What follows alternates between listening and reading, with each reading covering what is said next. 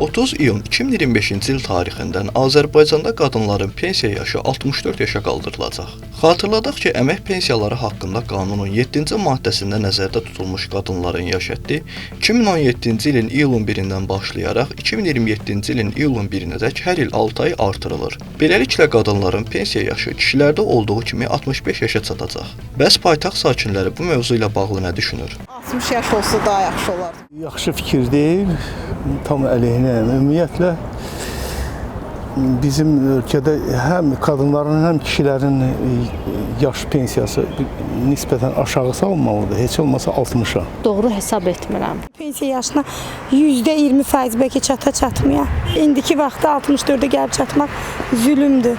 Adicə 40 yaşdan üstü o tərəfə gedəndə bəzi yerdə işə götürmürlər ki, sənin yaşın çoxdur.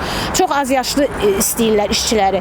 Bəs bunu nəzərə almaq lazımdır ki, əgər işçinin müəyyən bir yaşdan sonra işləməyi problem yaradırsa, onda biraz dövlət pensiya yaşını aşağı salmalıdır ki, heç olmasa bu işləmir də hardansa bir gəlir əldə eləməlidir. Ən azından özünü idarə eləmək üçün. Cəmaət o qədər yaşaya bilmir axı. İnsanlar 60 yaşa qədər ancaq yaşayır.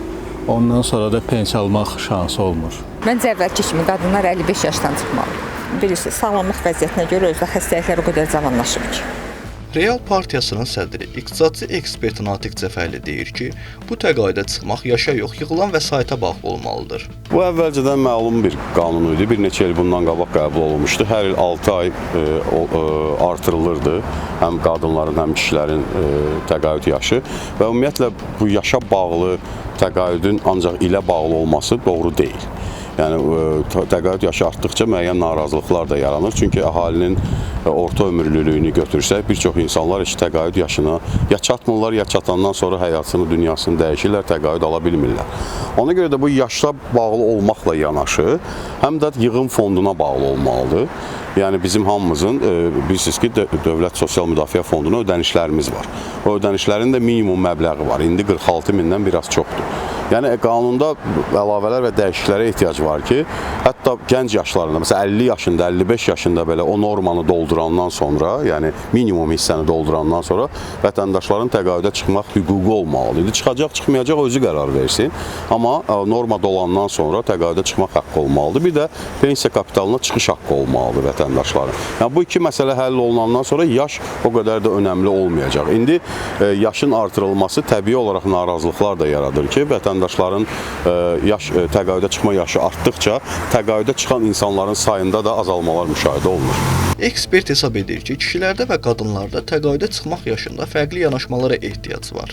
Azərbaycanda çox qəribə bir tendensiya var ki, dövlət qulluğunda çalışanlar, dövlətdə işləyənlər heç təqaüdə çıxmaq istəmirlər. Çünki onların maaşları çox yüksəkdir. Ona görə də maaşlar, müəllimlərdə də elədir yeri gəlmişkən, maaşlar təqaüdlərdən bəzən 2-3 dəfə yüksək olur. Onlar təqaüdə çıxmaq istəmirlər. O şəxslərə bazarda tənzimləmə yaratmaq üçün daha gec təqaüdə çıxma şansı tanınmalıdır. Daha erkən çıxmaq istəyənlər isə yığım normasını doldurandan sonra belə bir haqq qazanmalıdırlar. Yəni bu yaşa bağlı olmamalıdır.